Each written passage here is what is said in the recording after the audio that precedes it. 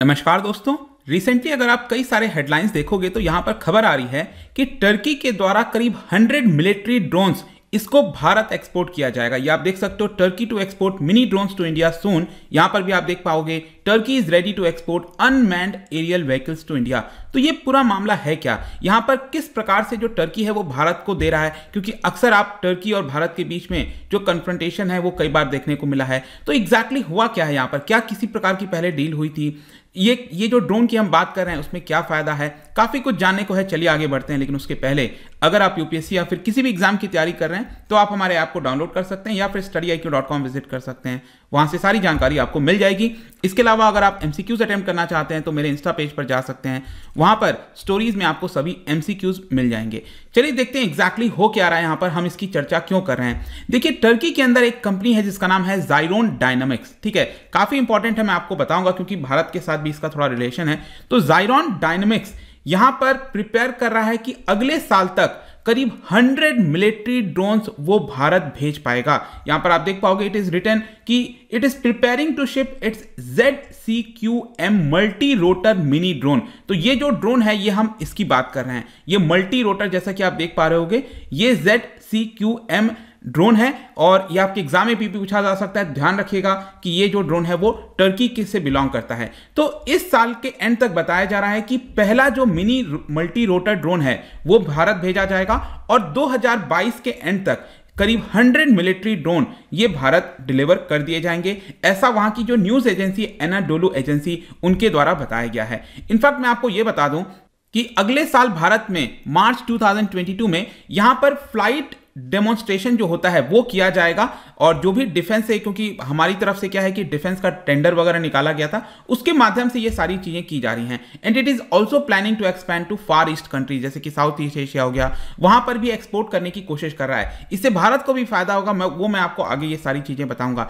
लेकिन होता क्या है ना कि जब भी आप कोई मिलिट्री ड्रोन या इस तरह की चीजें एक्सपोर्ट करना चाहते हो अपने देश से दूसरे देशों में, तो वहां पर आपको एक मिलिट्री सर्टिफिकेशन की आवश्यकता होती है, जिसको कहा जाता है इंटरनेशनल मिलिट्री सर्टिफिकेशन। तो इसका जो प्रोसेस है वो फुलफिल कर लिया गया है ज़ायरोन डायनामिक्स के द्वारा।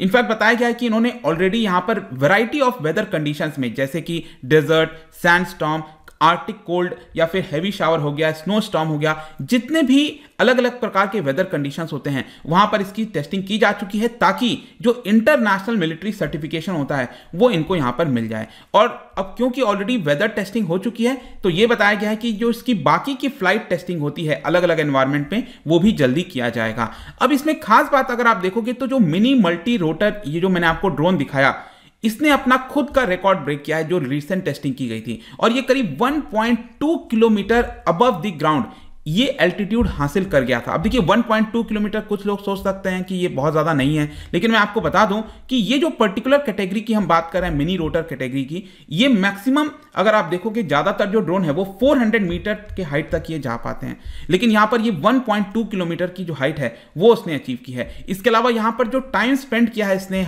एल्टीट्यूड में जाकर, वो और ज्यादा बड़ा है, करीब 10 मिनट से लेकर 80 मिनट के बीच में।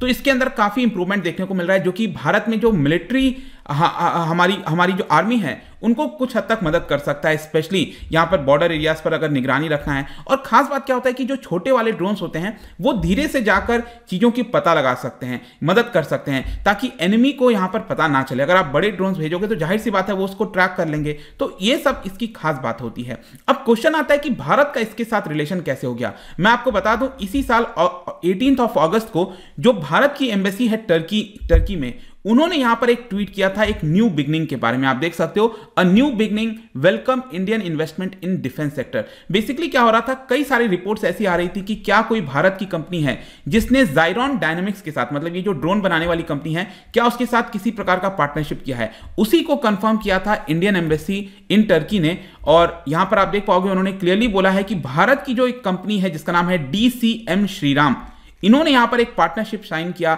ज़ायरोन डायनामिक्स के साथ, जो कि टर्की की कंपनी है।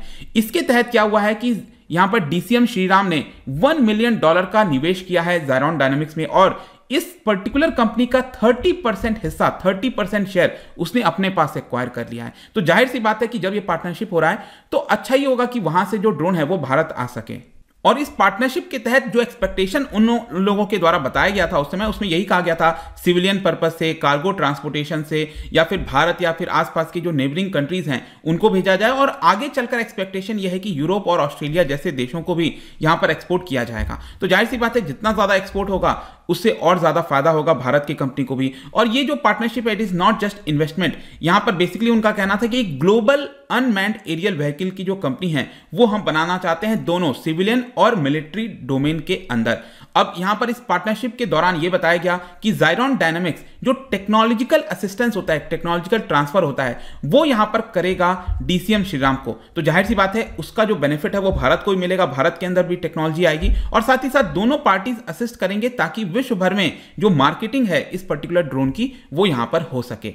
अब मैं अगला इसके बारे में बताऊं तो ये जो ड्रोन की हम बात कर रहे हैं ना, जो कि भारत के अंदर आएगा, मिलिट्री ड्रोन की बात कर रहे हैं ज़ायरॉन डायनामिक्स के द्वारा, इनका कहना है कि ये जो कंपनी है it is specialized in this small rotary wing drone के कैटेगरी में, क्योंकि यहां पर कहना है कि ये एक प्रकार का variable volume unmanned aerial vehicle है। मैं आपको बताता हूं बेसिकली क्या इसमें यह कहा गया कि ये जो ड्रोन है वो आपका टेक ऑफ कर सकता है, लैंड कर सकता है, जस्ट लाइक अ हेलीकॉप्टर, मतलब कि नॉर्मल आपका लैंड किया और इसने उड़ान भरी। लेकिन इसमें खास बात यह भी है कि यहां पर नॉर्मल एयरक्राफ्ट की तरह ये अपना फ्लाइट ले सकता है, मतलब कि ये जो रोटर वगैरह है वो आपका अगर टिल्ट करना है, फ्लाइट आगे फॉरवर्ड करना है या फिर बैकवर्ड करना है, वो काफी स्पीड से कर सकता है जस्ट लाइक एन एयरक्राफ्ट। लेकिन लैंडिंग और टेक ऑफ ये आराम से कर सकता है, और इसकी वजह से क्या होगा कि इसको बहुत ज्यादा स्पेस की आवश्यकता नहीं है। यहां पर शॉर्ट रेंज में अगर या फिर लिमिटेड स्पेस है तो ये काफी अच्छा वर्क कर पाएगा, और हम इसको दूर दराज के थोड़े बहुत जो इलाके हैं वहां पर भी भेज पाएंगे, रूरल एरियाज में जाकर हम इसको खत्म कर सकते हैं। तो कई सारे बेनिफिट्स इससे दिखते हैं, अभी के लिए तो ऐसा बताया गया है।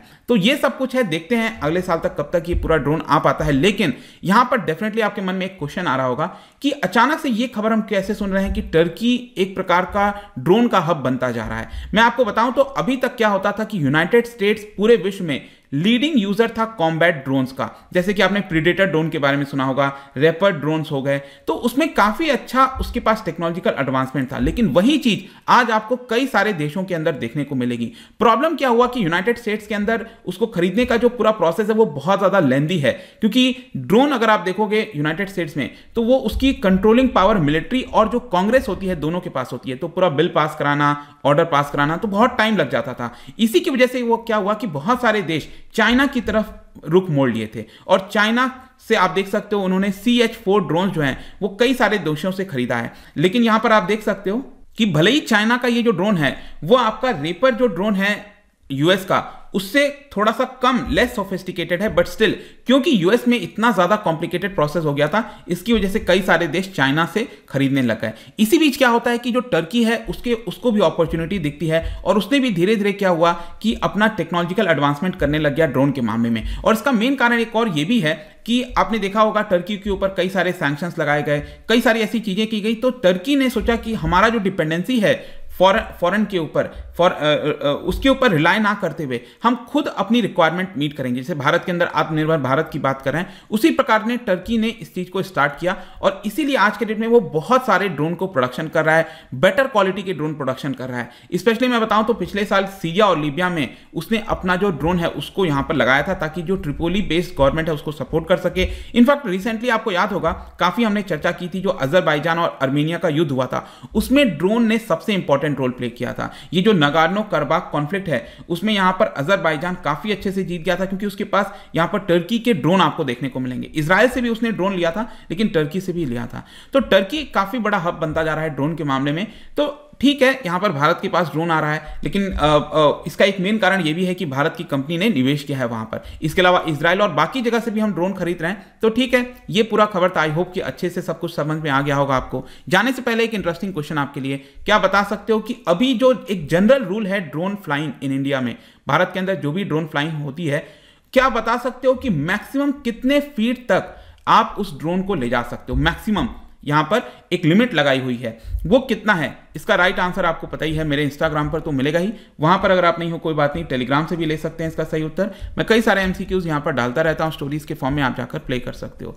बाकी अगर आपको PDF चाहिए तो टेलीग्राम पर आइए, अलग अलग सोशल मीडिया पर भी आप जुड़ सकते हैं। साथ ही साथ UPSC या फिर किसी भी एग्जाम की तैयारी कर रहे हैं तो आप हमारे ऐप को डाउनलोड कर लीजिए। आई होप कि वीडियो आपको पसंद आया होगा। मिलता हूं आपसे next time, till then thank you very much, see you soon.